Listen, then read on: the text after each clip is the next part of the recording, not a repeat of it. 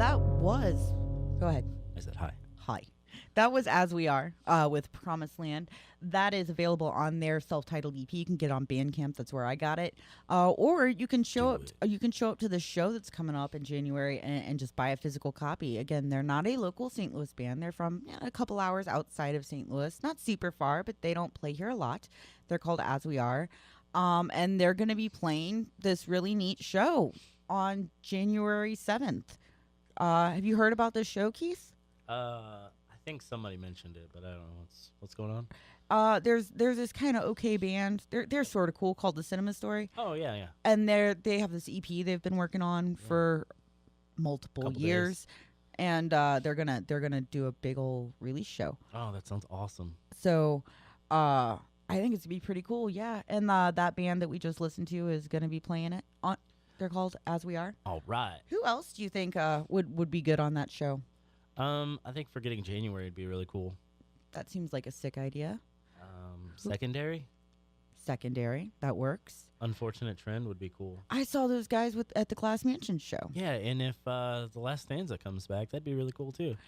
That would be super sick. That sounds like a stacked bill for a Sunday night. So, there you guys have it. It is January 7th over at the Firebird, the Cinema Stories We All Need Something to Believe in EP release show with support from Secondary, Forgetting January, As We Are, The Last Stanza, and An Unfortunate Trend.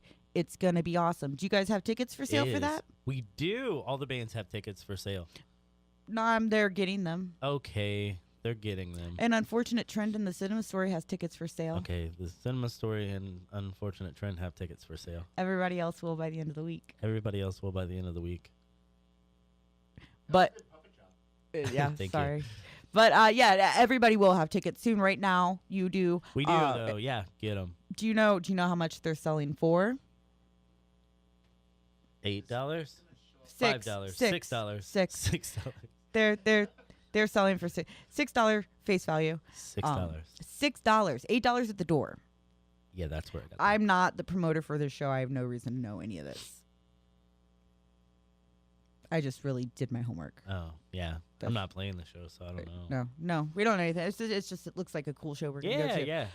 But, the lineup is stacked. It is stacked. I think the band and some of my favorite bands. That's pretty cool how that worked out, right? Yeah, it's awesome. It is. And I'm excited for it. I really am. I'm excited to hear the rest of the EP because I have not me too. I've heard a little bit more than everybody else has just because of radio, but I've not heard the whole thing.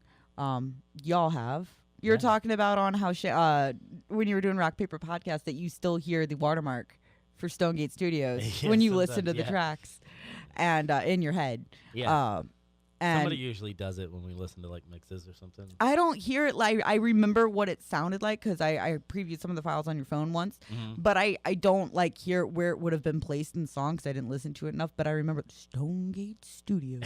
Like I remember what it sounds like, and that's another thing we talk about. You recorded at Stonegate Studios. I've never heard of Stonegate Studios. I've had a few people ask me where you recorded, and I say that they don't know anything about it. Why don't you tell us about Stonegate? Okay, so Stonegate Studios is Corey Stanfill. He does he did a Part of Heart stuff. He's from Farmington. He does he and his wife's band You and I. But yeah, he's got a studio there. And he does great work. He was really hands on, so he did a lot of producing on this. We did pre-production with him and things like that. It was really cool. So I think they got a Facebook page and stuff. So if you're interested. Go check out Stonegate Studios. Like, follow, share, all of that stuff. Just record a song for him so you can hear the watermark. Yeah, for sure. Or you could always, just clip it and throw it on the end of your EP just for fun. Ah, we should. I'll ask him about that. It might be too late. I don't know. Are you guys completely done? Like everything's mastered and and we're done. It's there. You're ready. So now it's just the waiting game. Yeah. That's gotta be hard. It sucks. That's why I'm like, even the other day sitting on the video, I was like, I will show you the video. Just come see me. Yeah. You know what? I'm not going to lie. I showed it to the Forgetting January dudes in advance. Only because they were in it. Oh, yeah. No, it was really cool. So, like, it's really hard to sit on them, but when you get to release a single at a time, Makes it easier. And it seems like it's just even in the overall like larger like quote unquote real band market now, not local. It's like that's more of a thing that people want to do is just like drop a single here and there instead of make a whole album as a piece and drop it all at once. It seems We like gotta lead up to it. Everybody yeah, leads up to it. but it's like it seems like it's going more that route because it's with digital media people buy the songs they want and not necessarily a whole album as a piece anyway, so I feel like it just seems that way. For you though, it's been almost 4 years since you really released anything So besides we for couldn't that wait to Breathe get the Easy first one single. out. Yeah. But and that's a great single and everybody should go check it out. I don't listen to it anymore because I got so burned out on it. We got more coming. I know, and I'm stoked I for mean, it. like even after that. Even after that? Oh yeah, Oh you're yeah, we're already demoing. demoing. We're almost done writing our new record. So. Oh wow. Yeah. That's awesome. pretty How many excited. how many songs is that gonna be? I think 12. Are you serious? Yes. Wow. I'm very excited on this stuff. Okay, too. so that's gonna it's he's like we're almost done writing it. 12 songs. That's a So lot of look for content and a lot of money. About 3 years. Yeah, we'll I have it was gonna done, I'd say that might I would be like maybe let's go pick a couple off of this and split it into 2 EPs. Oh no, as we far want to do a full length. that's That's fair. what the EP's for. It's supposed to lead up to the full length. That's actually fair. I get that. That Yeah. makes sense. So This I'm one's just a holdover. a holdover Yeah. that you've been working on for 3 years. Yep. That's a crazy Well, long you holdover. know. It Hey, just we are took gonna- so long yeah. that it. Are you tired of the songs yet though? Oh, not at You all. guys were smart. You didn't play them out a whole lot. No, I had so- to keep them. That was very tough. They were like, "Let's play this song." I'm like, "No, we can't yet." So, but yeah, we got new stuff coming after that. So So pretty cool. it's exciting for sure. Yeah. I'm stoked on it. Let's That listen stuff's to. harder to sit on too, because it's like it's not Yeah. even recorded. I mean, it's demoed, but it's like not even recorded yet. You Right. want to show people because it's pretty cool. My only experience, because I don't write, I don't do anything. I do very, very, very often get tracks and stuff from different bands before they're officially released because A, the radio thing, and B, I've proven myself to be trustworthy, and people mostly know that. Yeah.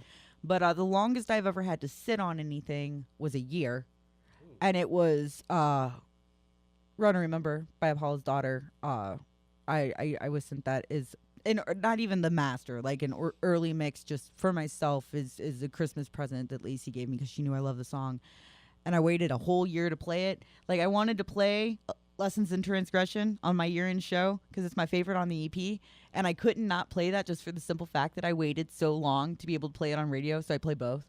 I was too indecisive. I couldn't pick. I'm like, you know what? It's the principle of the fact that I've been waiting this long. I've been playing this acoustic for this long. No, I'm doing it. So I can't imagine what it's like when it's your art.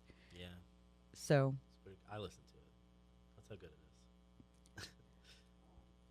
you what? It's good. It's I good? listen to it every once in a while Yeah. because it's that good. Is that good? Well, it's time to break, and I'll go ahead and play another one of your songs. This is the first one that I heard off the record.